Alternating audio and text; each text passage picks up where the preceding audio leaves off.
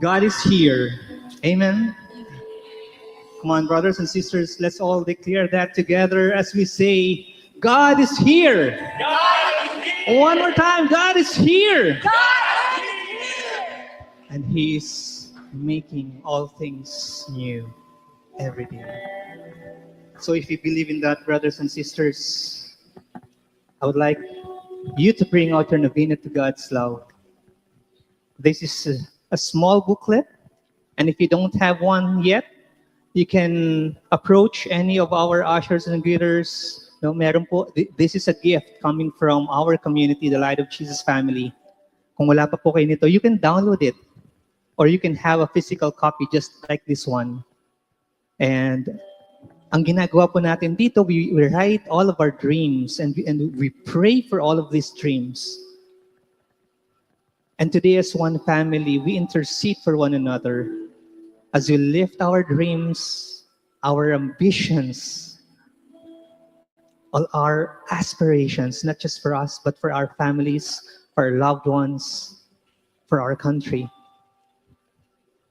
So if you believe, brothers and sisters, that God is making all things new, that He is making you new, that He is the one who wrote those dreams in your heart, we pray as one family. In the name of the Father, and of the Son, and of the Holy Spirit. Amen. Together, today I receive all of God's love for me. Today I open myself to the unbounded, limitless, overflowing abundance of God's universe. Today I open myself to God's blessings, healing, and miracles. Today I open myself to God's word so that I become more like Jesus every day. Today I proclaim that I'm God's beloved. I am God's servant. I am God's powerful champion. And because I am blessed, I am blessing the world. In Jesus' name, amen and amen. Brothers and sisters, let us all honor the word of God. Thy word is a lamp unto my feet and a light unto my path. The beginning of the good news about Jesus, the Messiah, the Son of God. That's our Bible verse for today, brothers and sisters. And today we are going to talk about good news. Amen? Sino po dito yung pagod na dahil araw-araw na lang puro fake news, puro bad news yung nakikita natin? No, naririnig, nababasa, nakikita sa FB. Today, brothers and sisters, God is making all things new for all of us. At sinasabi niya sa iyo, anak ko, mahal kong anak, may maganda akong ibabalita sa iyo. May magandang balita para sa iyo sa araw na ito. And so today, dear Lord, we pray that we feel your presence today. We badly need your love, your grace, your mercy, all the miracles that we can get, Panginoon. Open our hearts today, Lord. We are listening and we welcome the good news. In Jesus' name, amen, amen. Once again, brothers and sisters, the word of God. Thy word is a lamp unto my feet and a light unto my path. You may sit down, brothers and sisters. On your way down, tell the person beside you, be ready for the good news.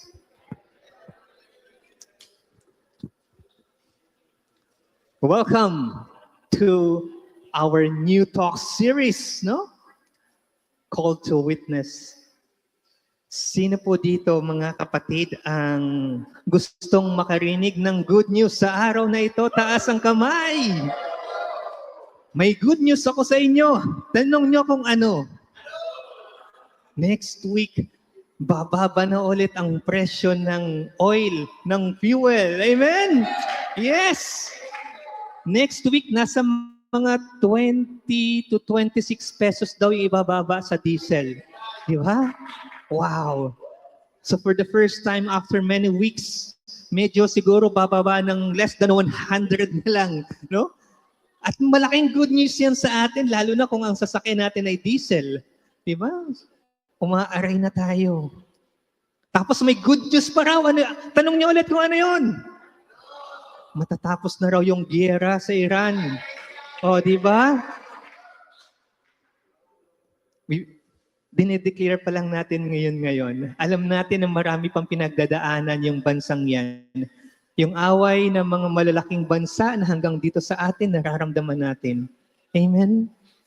Kaya minsan, iba yung good news, iba yung fake news, di ba? Yung fake news daw, bababa na ng mga 30 pesos.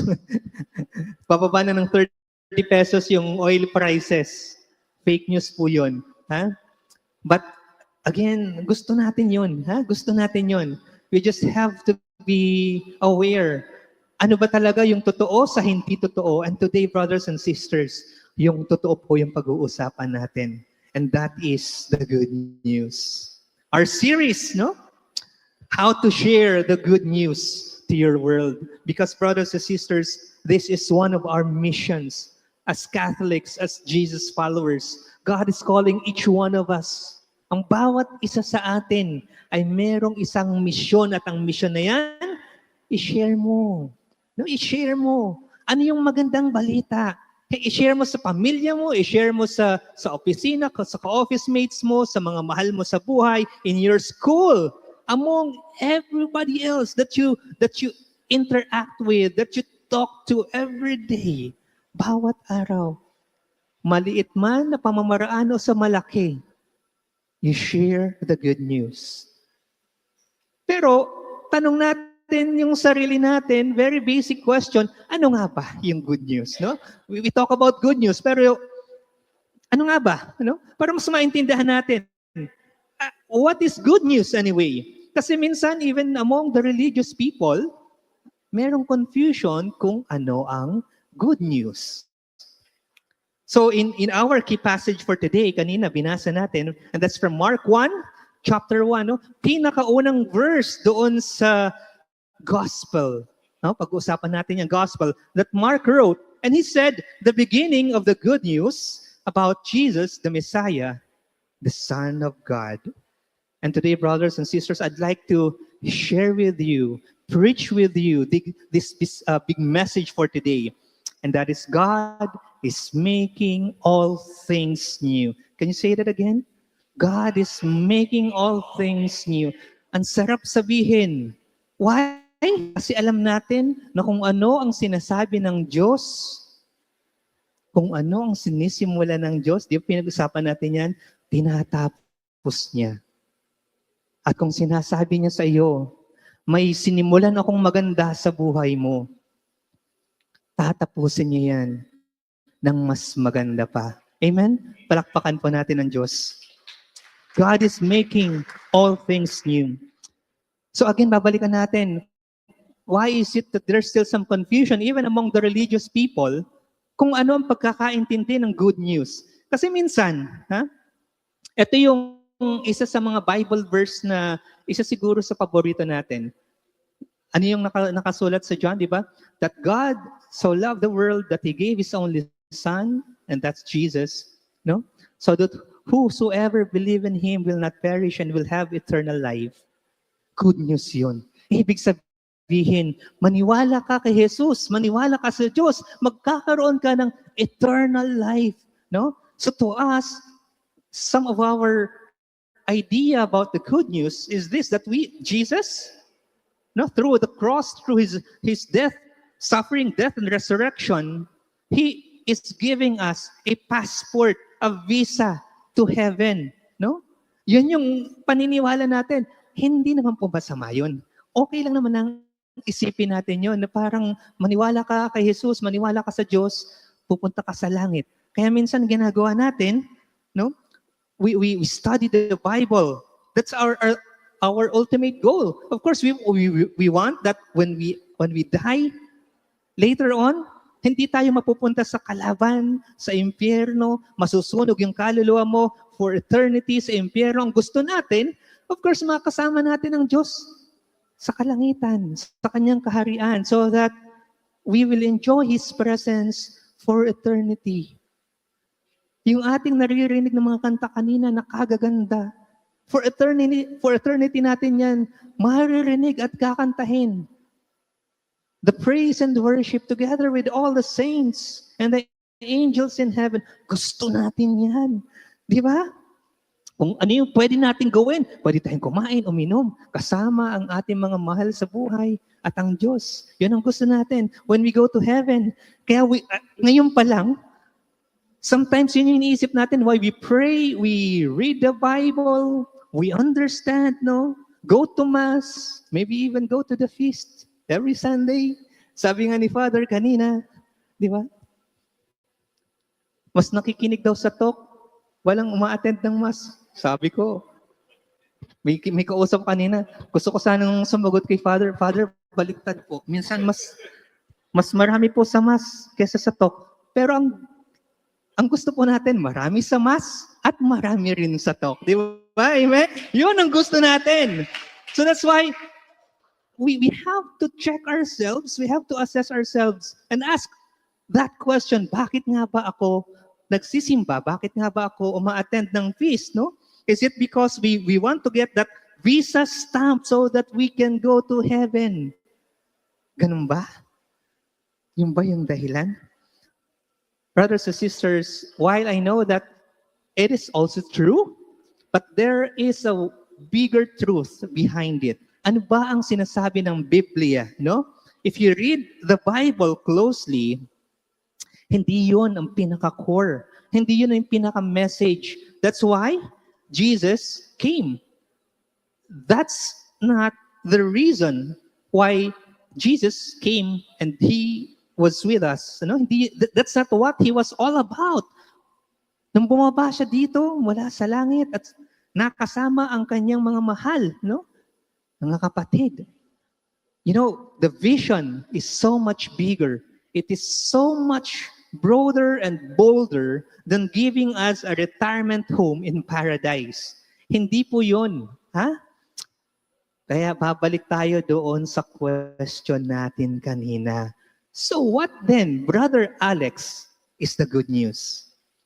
Bago natin pag-usapan, no, yung sagot doon, let's take a moment and try to understand ano nga ba yung good news. Yung word na yun, pag-aralan natin, in the Greek word for the gospel, no, or the good news. So yung gospel, in the Greek word, is called euangelion.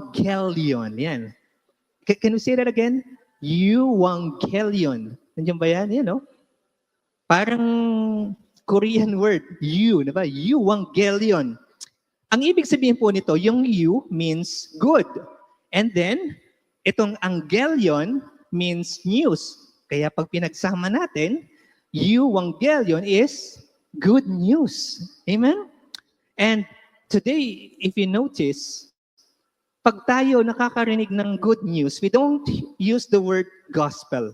Except for when we attend the Mass. Just like kanina, the Holy Eucharist, no? In church. Hindi mo sinasabi doon sa asawa mo na pag-uwi mo sa bahay, mahal, I have a gospel for you. I just got promoted today in the office. Di ba? Hindi mo sinasabing gospel. O yung anak mo pag-uwi sa eskwelahan, Daddy, Mommy, I have a gospel for you. Ang tataas po ng grades ko, no? O mag-o-honor po ako ngayon. Hindi po ganon. Hindi ginagamit yung word na gospel. But, you know, in the ancient times, that's exactly what is being used, no? Gospel was not a religious term. It's not. And people used evangelion or the gospel everywhere. Lalong-lalo na doon sa mga royal announcements. Yan, mga royal announcements. royal decrees. For example, here's a historical example, around 9 BC, they found this manuscript, Evangelion or Good News, carved on stone in what we call Praying inscription. Ano po yung nakasulat doon? Nandiyan po ba yan? Ang sabi po dito, Providence has ordered all things and set them in order by giving us Caesar Augustus. Sino si Caesar Augustus? Siya lang naman yung pinaka ma-impluwensya, the most powerful person in that time. Why? Kasi siya yung emperor, the Roman emperor, whom she has filled with virtue that he might benefit all humanity, and has sent him as a savior for us and our descendants, that he might end war and bring order to all things. The birthday of the God was the beginning of the good news or Evangelion for the world. Yun yung nakasulat doon sa Praying inscription. Ano pong ibig sabihin nito? Malaki po yung impact nito sa lahat na makakabasa, sa lahat na makakarinig. Merong ibig sabihin ito, Because the inscription announced the birth of Caesar Augustus. Again, as I mentioned, siya yung new ruler, the savior who will end wars and bring order to all things. In fact, ang sabi nga natin, ang treatment sa mga emperor ng mga panahon na yun, sila ay Diyos. Di ba? Nabasa natin kanina. And again, this announcement, when people heard this announcement, there is a widespread earth-shattering ramifications, implications. Why? Because a new Caesar, ano itong ginagawa ng isang bagong Caesar, ng isang bagong leader, ng isang bagong emperor, a new Caesar reorganizes their entire calendar and their entire world. Anong ibig sabihin ulit nito? Si Caesar Augustus, he was born in September 23. Anong ibig sabihin ulit nun? That means yung September 23 will now become the start of New Year's Day for everyone in the whole empire. Yung September 23, that will now again become their year zero. That will now become their January 1, kumbaga, para sa atin. Siguro sa mga ordinaryong mamamayan, September 23. Tapos may plano kami mag-swimming next week. O hindi naman anniversary namin, mag-asawa next week. At dumating yon, sinabi, that's now your year 1, your year 0. Anong mangyayari? Ay, next year lang tayo mag-celebrate. Kasi next week, hindi pa pala yan yung anniversary natin. We're back to year 0 next, di ba? January na ulit tayo ngayon. Paano? September 30 yung ating anniversary. Hindi naman September 30. Next year na tayo mag-celebrate, di ba? So ganun kalaki yung impact. Ganun kalaki yung change, no? Because the birthday now becomes year 0. And this is not just about scheduling change or calendar change. It was declaring, brothers and sisters, that their life, no, yung previous life nila before Caesar is now again changing, that there's going to be a new life after Caesar. There is the old and there is the new. Yun ang implication sa kanila because again, this guy will make all things new. He will be the source of all peace and prosperity, and he will reorganize everything, making all things new. Yun yung implication nung nabasa natin kanina. Ngayon, imagine yourself. You are this first century guy who is attending a prayer meeting, no? This little home church, alam naman natin that after Jesus died, di ba, nagkaroon ng mga home churches, and this is not as big as what we are seeing now. Yung mga home churches nila, nakatago sila, tapos very small lang yan. You know? Siguro mga 10, 15 at most, 20. And then all of a sudden, their leader, their feast builder, for example, no? Itong kanilang feast builder, meron siyang dala-dala, ganun. Di ba? Lahat naman yan nakasulat sa mga scroll. Binuksan niya yung scroll, binuksan niya ganun. Tapos nakikinig yung mga attendees, tapos yung mga servants doon sa side. Pagbukas niyang ganun, no?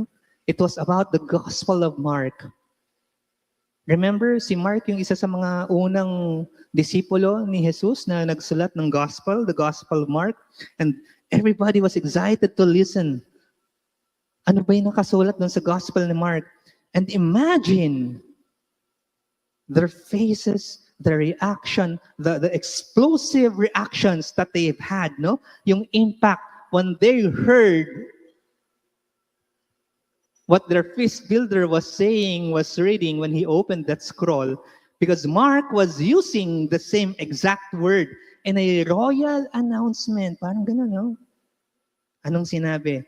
Exactly what we heard earlier dun sa Bible verse. The beginning of the Evangelion, the gospel, no? Or the good news about Jesus, the Messiah, the Son of God.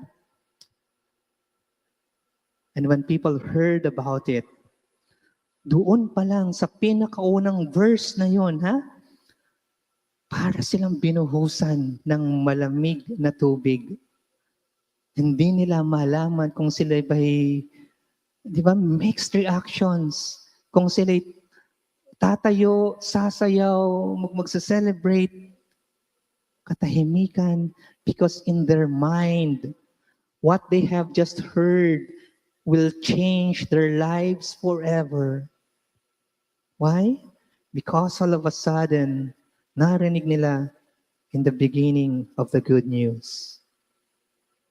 And it clicked in their mind that whatever they're doing in that little church, in that little maybe LG, or in that little feast light, or in that little gathering, no?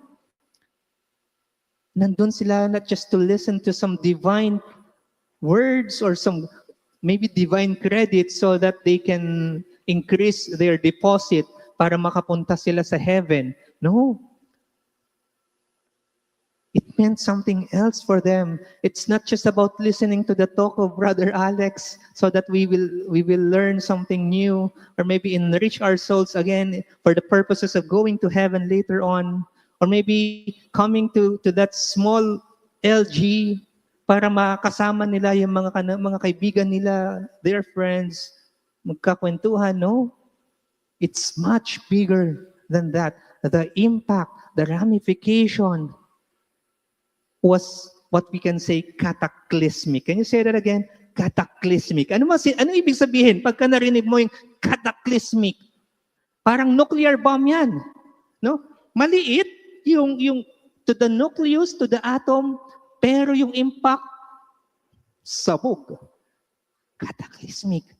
The impact was cataclysmic. It was a cataclysmic event. And it was so big, just like the royal announcement, no? Because what is Mark saying now? Mark is saying that now, no? And he is shouting it from the top of his voice.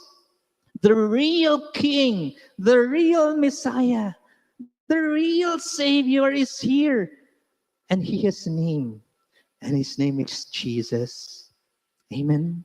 His name is Jesus. Kung titingnan natin yung iba pang mga kasulatan, because Luke also did the same thing, no? Anong sinabi natin? Yung mga ibang mga apostles and the disciples, when they wrote the Gospels, tinignan din nila ano yung pagkakasulat ni Mark. So the same thing when Luke wrote the gospel, he wrote this, no, about Jesus.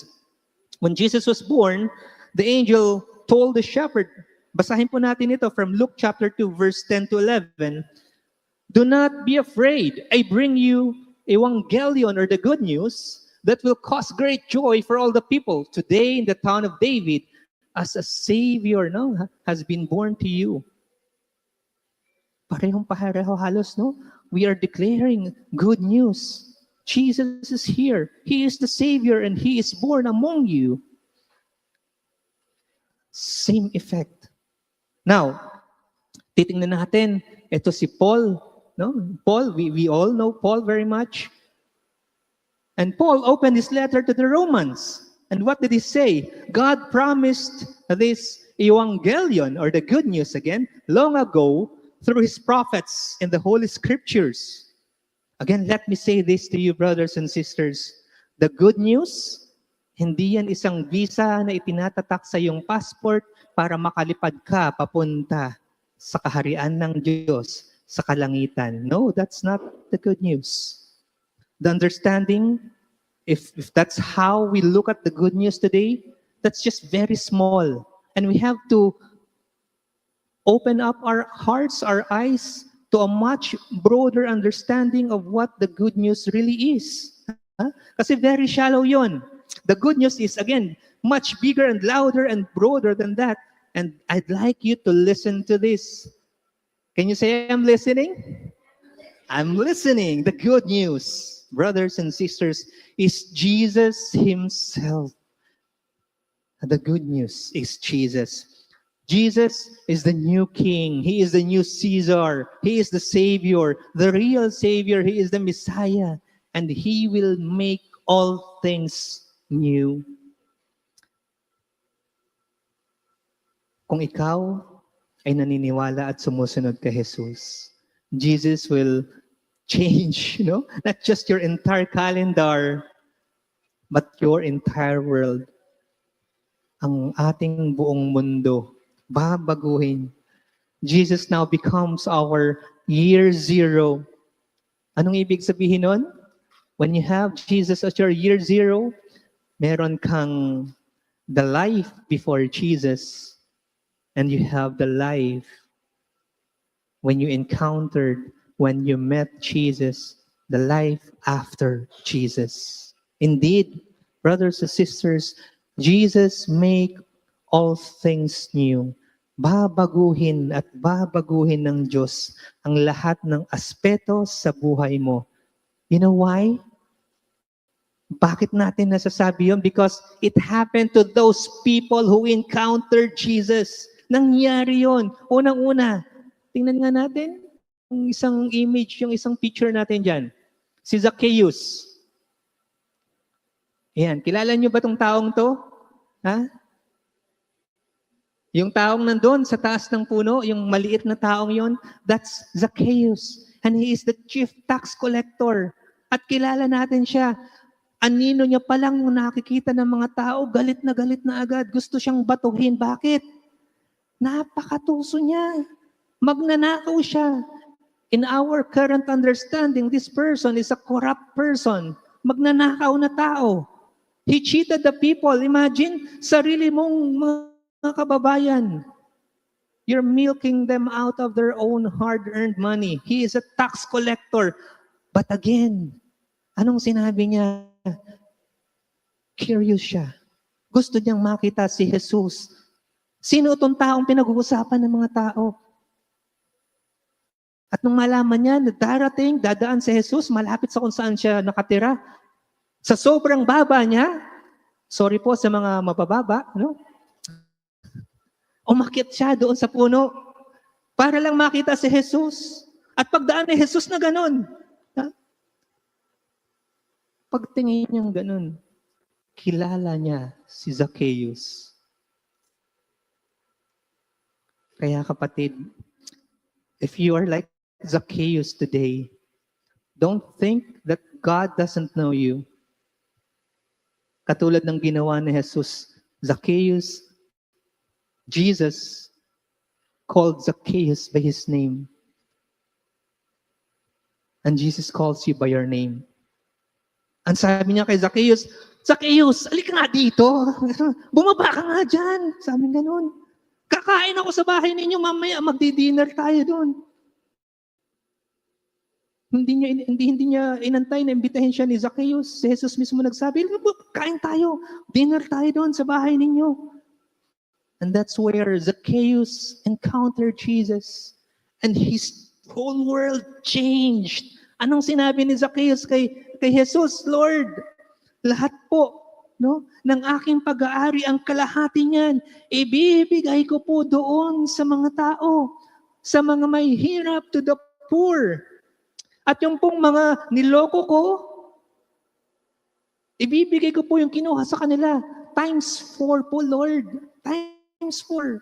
Nagbago ang buhay ni Zacchaeus nang nakilala niya, nang nakadaupang palad niya si Jesus. When you encounter Jesus, your whole world will change. Babaguhin ka ng Diyos. Kaya po yung mga korap, mga magnanakaw, may pag-asa pa. Ipanalangin po natin. Hindi ko na po sasabihin kung sino yung mga korap at mga magnanakaw. But it is our belief that if Jesus can change Zacchaeus, Jesus can also enter into the lives ng mga korap at magnanakaw, and Jesus will make things new in their lives. Ipanalangin po natin yan. Kailangan po ng bansa natin yan. Pangalawa, kilala po natin yung Samaritan woman because it also happened to that Samaritan woman. Sino pong nakakaalam kung taga saan po itong Samaritan woman ito? Taga saan? Taga Samar po siya, ha? Itong si Samaritan. Waray pala siya. Nung nakilala nitong Samaritan woman, ito pong Samaritan woman, ano pong ginagawa niya? Katanghaliang tapat, 12:00 ng tanghali. Ang init-init, grabe. Talo yung summer natin ngayon, ha? Lumalabas siya at maglalakad siya ng malayo. Dala-dala niya yung kanyang mga jars, mga tipan, at kukuha siya, sasalok siya ng tubig. And Jesus came to that well, waiting for that Samaritan woman. At humingi siya ng tubig doon sa Samaritan woman. Nabigla yung Samaritan woman. Nakasabi, ha? Ako? Samaritan woman, ikaw isang Jew. Hindi tayo bagay, hindi tayo pwede, no? Parang ganon. In fact, medyo tinarayan niya pa nga si Jesus. Bakit ka humihingi sa akin? O nasaan yung layan mo, yung baso mo? Bakit ka humihingi ng tubig sa akin? Anong sabi ni Jesus sa kanya? Kung alam mo lang kung ano ang kaya kong ibigay sa iyo, ang tubig ng buhay ng walang hanggan. Hindi ako ang hihingi sa iyo, ikaw ang hihingi sa akin. No? Tapos, Jesus was interacting with that Samaritan woman. Hinanap, nasaan ang asawa mo? Wala po akong asawa. Sabing ganon. Ay, oo, wala kang asawa. Sabi ni Jesus, kasi nagkaroon ka na ng 5 asawa. Kung yung kasama mo ngayon, hindi mo asawa yan. Ganyan, di ba? Nabigla yung Samaritan woman. Sino ka? No, tingin siyang ganon. Sino ka? Bakit mo ako kilala? And then she encountered Jesus. This man knew me. This man knows everything about me. And then she realized that this man is the Son of God. Ano pong ginawa niya? Aba, iniwan niya yung kanyang tipan. Tumakbo siya pabalik. Doon sa mga kasama niya, imagine mo yun, sa init. Tapos wala yung tubig na dala-dala niya. And then she was screaming at the top of her voice. And she was telling, andun, yung anak ng Diyos, the Son of God, the Messiah, andun siya. Pinamilita niya ang magandang balita ni Jesus, the good news. Si Jesus ang Diyos. Again, when you encounter Jesus, it will change everything in your life. It happened to Paul, it happened again. Sino ba si Paul? Ano yung kanyang dating pangalan? Siya ay si Saul, no? Si Saul. And Saul, in his mind, he was doing the right thing for God. By what? By persecuting the Christians. At talagang habulin niya yan. Pupunta siya sa mga bayan-bayan, parang pulis, parang detective. Talagang pupuntahan niya, and then he will persecute the Christians. In fact, Pahihirapan niya to the point of killing the Christians. Ganon siya. Katindi yung akala niya, yun ang gusto ng Diyos. And then one day, he encountered Jesus. And Jesus asking him, Saul, ano ang ginagawa mo sa akin?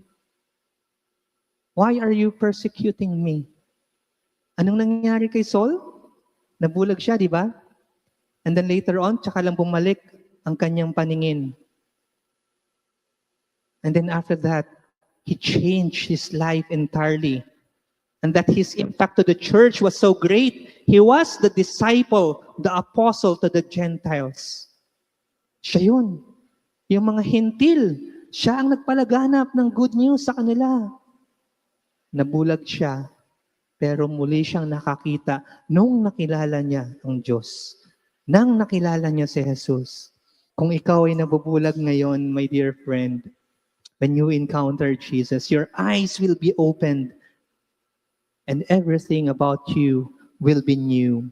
It happened to Paul. It happened to Peter. And it happened to a lot of his apostles, disciples, followers. Not just to Peter. It happened to Andrew. It happened to James, to John. Lahat, ano? Kay Mary Magdalene, kay Bartholomeus. Lahat yan. Kay Martha, Mary, her sister, Lazarus, her brother, Timothy.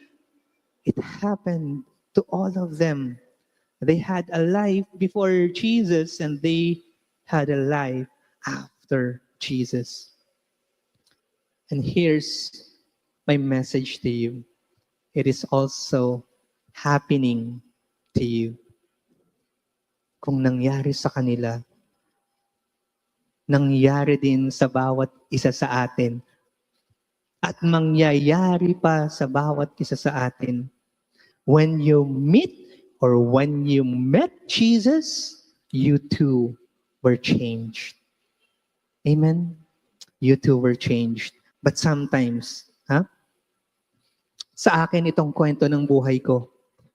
When I met when I met God, when I encountered God, it was when we were looking for a community here in the Rizal area. Naghahanap, no? It was in fact by accident, nalaman namin, may Feast Taytay pala. Meron palang ganun dito. Parang ang tagal na noong kwento na yon sa buhay namin. Pero alam niyo yung kaya pala? Alam niyo yun, yung term na kaya pala, ganun. Kasi nung tinitingnan ko, sunod-sunod na kaya pala yung buhay ko. No, it all started many years ago. Nagsimula yung kaya pala sa buhay ko nung naging heartbroken ako. Parang katulad ng sinasabi ni Reverend Robert kanina, no? Galing niyang mag-preach kanina nung sa homily. Kaya pala, nagsimula siya nung ako'y heartbroken because nung ako'y heartbroken, I was looking for someone, maybe, I don't know, but that was the time when I met in a grand eyeball. Alam niyo po, sino po dito yung familiar doon sa term na eyeball or grand eyeball? Mga millennials, no? Yun yung mga ka-chat mo, tapos magkikita kayo. Ito grand eyeball, ibig sabihin, may chat community, tapos magkikita-kita kayo in a place.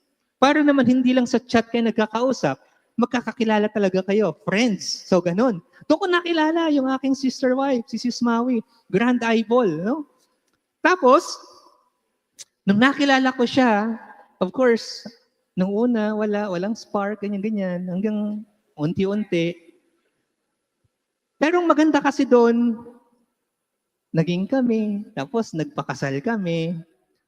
After a while, hindi naman siya biglaan, no? Noong time lang na ang tagal namin sa Laguna, tumira, nagmakati. It was only when we moved here in Cainta, here in Rizal, that's the time that we got to know about Feast Taytay. At si Sis Maui pa talaga yung nakahanap nun. May Feast Taytay pala. Tapos, siya yung nagdala sa akin dito sa Feast Taytay. Sabi ko, kaya pala ako na heartbroken para makilala ko siya. And then, kaya pala nakilala ko siya kasi siya yung magdadala sa akin dito sa Feast Taytay. Kaya ako napunta dito sa Feast. At kaya pala ako napunta dito sa feast, kasi dito ko pala mai-encounter ang Diyos. Dito ko pala mas makikilala si Jesus, no? Pero yung kwento ng buhay ko, hindi po yan yung parang boom! Hindi ganon, no? Hindi siya yung parang may mga spark naman, lalo na nung umattend ako dito sa feast. Kasi nung una po talaga, ako ayaw na ayaw ko rin. Andun lang ako sa likod, hinahayaan ko siya mag-serve, gusto niya mag-picture, bahala ka mag-picture dyan. Diba? During the worship, during the talk, nakaupo lang ako. Tapos during the worship, kita ko yung mga kasama ko dito. Uy, yung tataas-taas ng kamay. Yung iba na iyak-iyak pa. Kasi hindi yun yung kinasanayan ko. But you know what? Unti-unti, nagustuhan ko, unti-unti, minahal ko, unti-unti, doon ko nakilala ang Diyos. Because in this community, brothers and sisters, this is where I encountered a personal God who loves me deeply. This is the place, no, where I saw people. I was really smitten. Alam niyo po yung smitten, parang, grabe. Yung mga tao na nakikita kong, ay, ang calling nila, nagtataas ng kamay. And then nagkaroon ng mga questions na, bakit nila ginagawa yun? Ano yung nararamdaman nila? Bakit hindi sila nahihiya? Ikaw nahihiya ka, sila nga hindi. And then slowly, I appreciated. Because they saw that in this place, they encounter Jesus, they encounter God, they have that personal relationship with God here. The God of the universe who loves them as much as He loves me. So Jesus, our Lord, became real to me in this place. And then finally, when I was ready, Jesus became my year zero. There was a time, kung kilala niyo po yung lumang Alex, matatawa po kayo. O kung hindi naman, maiinis kayo sa akin. I should know because even in my own workplace, maraming galit sa akin. Yung sabi ni Father kanina na pogi naman daw siya. Nakarelate ako doon. But now there's a new brother, Alex. Yes? Still struggling?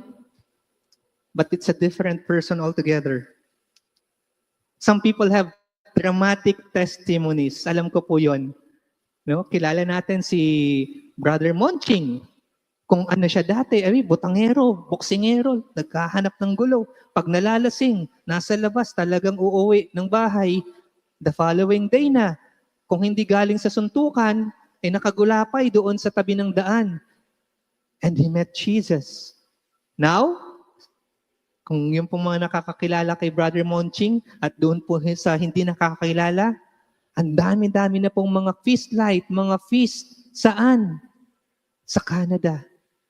Siya po yung pinaka-country leader natin, country builder. Buong Canada po yan. Iniisa-isa niya po yan. At ang dami-dami na pong mga feast, it's all because of him. That is his new life when after he encountered Jesus. Some of us, killers. Wow, sana po wala namang ganun dito. Pero parang alam ko meron din mga nag-share. Hindi ko nasasabihin. But ang iba sa atin, killers. Marami ng mga napatay. Hindi po ako killer. Meron dito siguro mga kapatid natin, mga dating drug lords, mga dating gambling lords,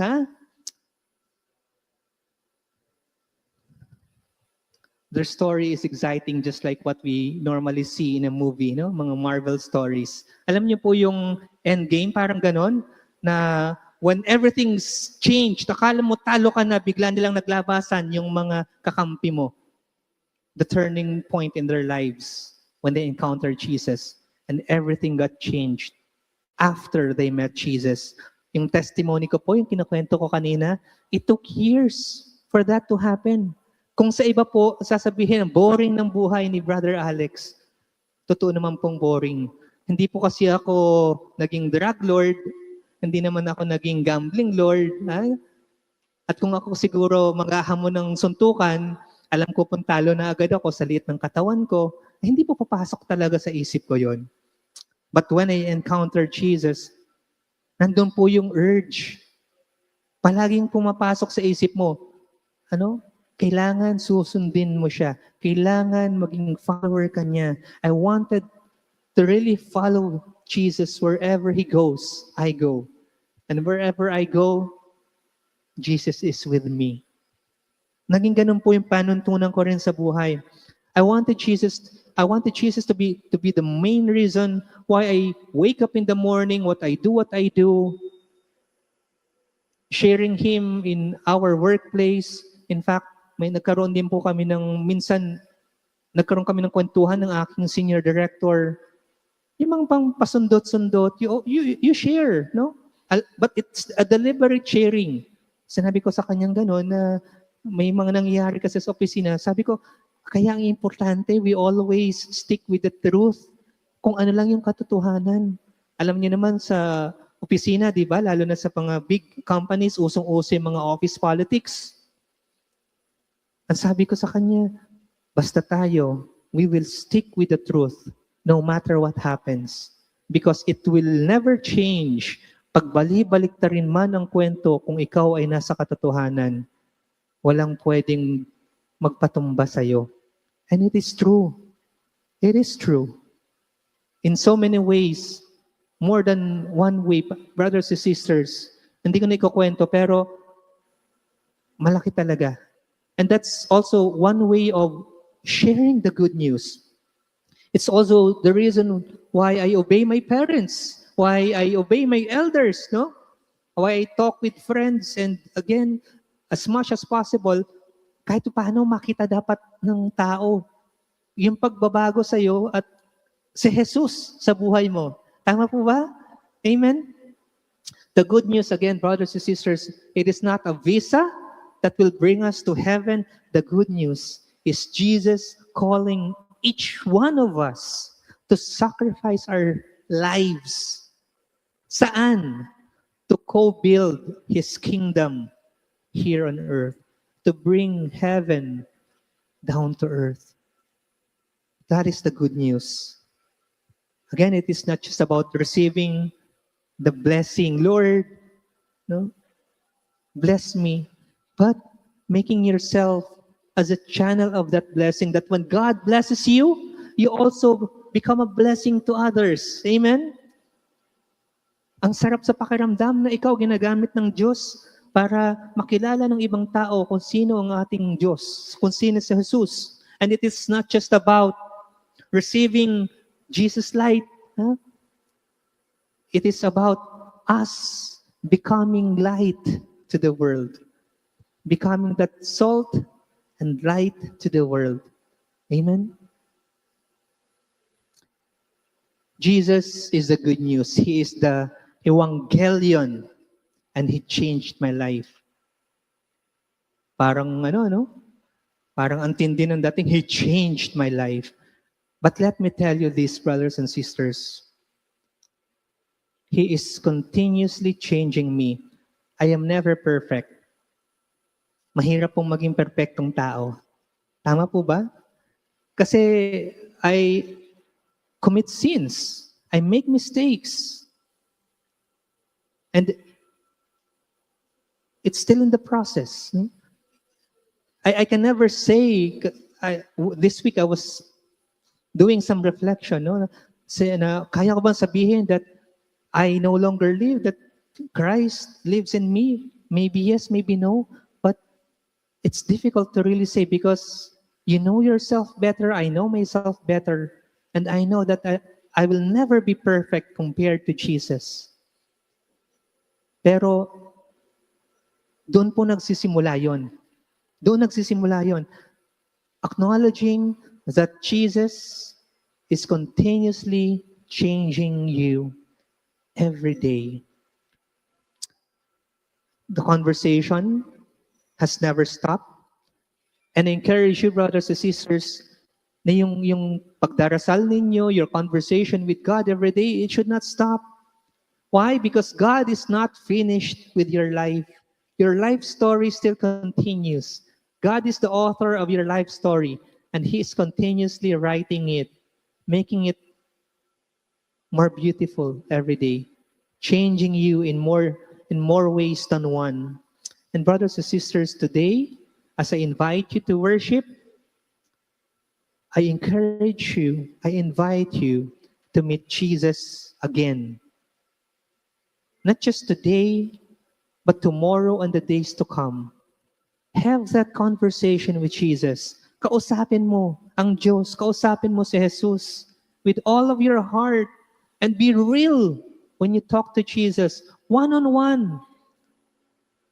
And as later on, as we stand up and as we sing our worship song, don't think about the people beside you, the people around you. Just focus on Jesus. Keep your eyes focused on Jesus. Have that one-on-one relationship. Jesus is here for you. He knows your name. Nagkasala ka, yes, but He is inviting you to go back to Him again. Nakakahiya, yes, pero hindi tinitingnan ng Diyos yung hiya, hindi tinitingnan ng Diyos kung gaano kalaki yung naging kasalanan mo. Ang tinitingnan niya, yung puso mo na gustong bumalik sa Kanya. Yung puso mo na bukas sa pagmamahal niya. Maybe, brothers and sisters, you feel that you've been away from God. Or maybe you lost touch. Na kahit umattend ka ng misa, umattend ka ng feast, pero pakiramdam mo, ang layo mo sa Panginoon ngayon. You've been too busy, maybe you've been too distracted, o baka naman may nangyari sa buhay mo. And you were so hurt. And you blame for whatever reason. You ask God, maybe you blame God, bakit ito nangyari sa akin? Nagtatampo ka sa Diyos. My dear friends, this is the time and this is the moment. Jesus, more than ever, our God loves to see you coming back to Him. That as you go one step towards our God, towards Jesus, remember that He is running 10 times faster. Mas mabilis. Excited na excited ang Diyos makasama ka. Excited na excited ang Diyos na mayakap ka. Miss na miss ka na niya. Sabi nga ni Father kanina, miss ka na ng Diyos. He gave His everything to you, His life. He gave His heart to you. Not just to bring you to heaven, no. Hindi lang yan. But so that together, as a partner, as His dearly beloved, you and Jesus will bring heaven down to earth. And through you, and with you, and about you, God is making all things new.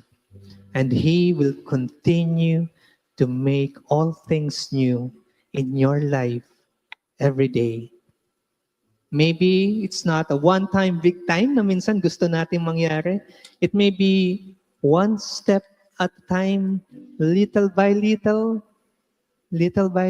Jesus is changing me. Di ba sabi dun sa kanta? And it all happens when you say that you are encountering Jesus, that you are allowing Jesus to enter your life, and that from this moment on, this is your year zero.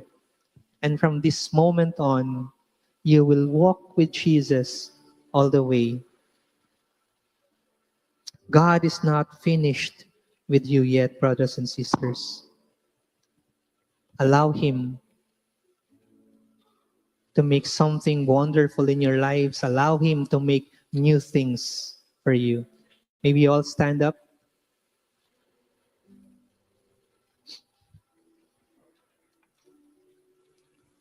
Once again, brothers and sisters, I invite you to just close your eyes. Maybe if you want to put your hand over your chest, ramdamin mo yung tibok ng puso mo. At sa bawat tibok ng puso mo, ramdamin mo ang tibok din ng puso ni Jesus. Magkasabay kayo. Allow yourself and open yourself because Jesus is here and He wants to make all things new in your life. You are here, Lord. You are here today. You are with me. You are for me. You are in front of me. You are beside me. You are behind me, O Lord. You are in this place. Thank you for meeting me in this place today, Lord. Thank you for allowing me to listen to your message today, O Lord.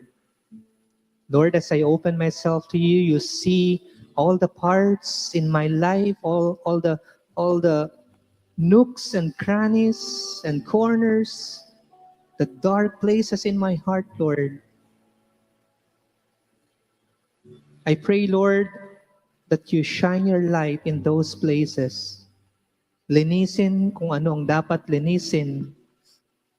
Tanggalin kung ano ang dapat tanggalin, Panginoon. Baguhin kung anong dapat baguhin. At yung mga luma, Panginoon, na hindi dapat nandyan sa puso ko, Panginoon,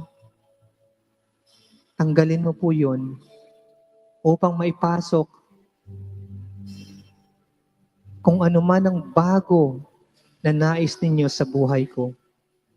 Because Lord, I acknowledge that I have to let go of all those things that are old in my life so that new things can enter into my life through your good news, O Lord. I am tired, but with you I find strength.